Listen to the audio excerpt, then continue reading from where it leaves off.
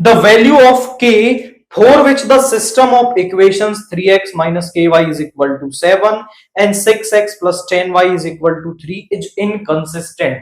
कि k की किस वैल्यू के लिए जो सिस्टम ऑफ इक्वेशंस है वो आपका इनकंसिस्टेंट होगा। तो हमारे पास the given system of equations is,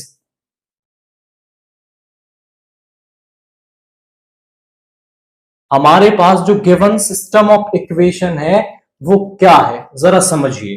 वो है 3x minus k y is equal to 7 and 6x plus 10y is equal to 3। इन्हें फर्स्ट एंड सेकंड आप यहां पे नाम दे दीजिए। मैं आपको कंडीशंस रिकॉल करवाता हूं कि अगर हमारे पास a1x plus b1y plus c1 is equal to 0, a2x plus b2y plus c2 is equal to 0, ये दो linear equation in two variable है। तो जब ऐसा होगा कि a1 upon a2 is not equal to b1 upon b2, तो lines कैसी होती हैं? लाइंस होती हैं इंटरसेक्टिंग।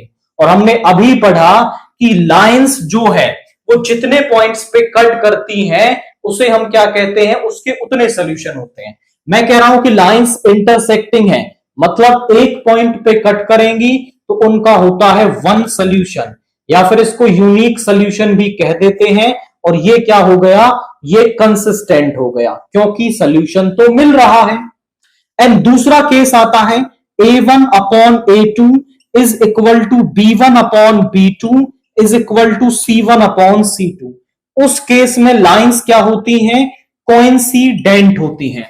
और लाइंस कोइंसिडेंट होने का मतलब क्या है? एक ये लाइन और दूसरी लाइन भी इसके ऊपर।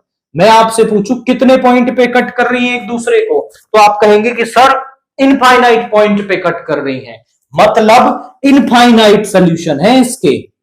तो इसके हो गए इनफाइनाइट सोल्यूशन। अब सोल्यूशन मिलना चाहिए, चाहे एक मिले या इनफाइनाइट मिले, तो ये भी क्या हो गया? ये भी आपका कंसिस्टेंट है। एंड एक और केस बनता है a1 upon a2 is equal to b1 upon b2 is not equal to c1 upon c2। तो लाइंस क्या होती हैं?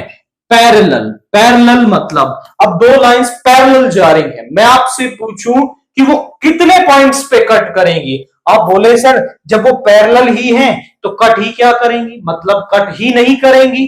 तो आप कह देंगे कि जब लाइंस पैरेलल हैं तो वो कट नहीं करेंगी। कट नहीं करेंगी मतलब नो सॉल्यूशन, और नो सॉल्यूशन का मतलब इनकंसिस्टेंट।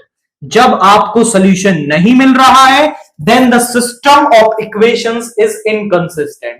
तो वो यही कह रहा है कि k की वैल्यू बता दीजिए जिसके लिए जो सिस्टम ऑफ इक्वेशंस है वो इनकंसिस्टेंट हो। तो हम यहां पे कह पाएंगे, देखो a1 क्या है? यहां पे 3 है, b1 क्या है? यहां पे माइनस का k है, c1 क्या है? 7 है, a2 क्या है मेरे पास? 6 है, b2 क्या है मेरे पास? 10 है, और c2 क्या है मेरे पास? 3 है।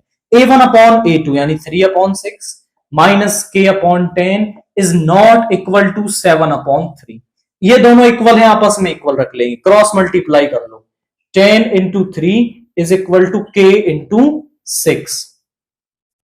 अब 6 यहां डिवाइड में ले जाओ तो ये हो जाएगा k is equal to 10 into 3 over 6। 3 two जा 6, यहां पे आ गया 5 विच इंप्लाइज जो k की वैल्यू है। ओके, यहां पे ये माइनस का k है तो माइनस का k, माइनस k, माइनस को इधर ले आएंगे तो ये हो जाएगा माइनस का 5। तो जो k की वैल्यू है वो मेरे पास क्या आ रही है? -5, यानी कि आप ऑप्शन बी को यहां पर टिक करेंगे। ये कंडीशंस अगर आपके माइंड में रहेंगी तो फिर आपको क्लियर हो जाएगा कि k की वैल्यू कौन सी कंडीशन में पुट करनी है।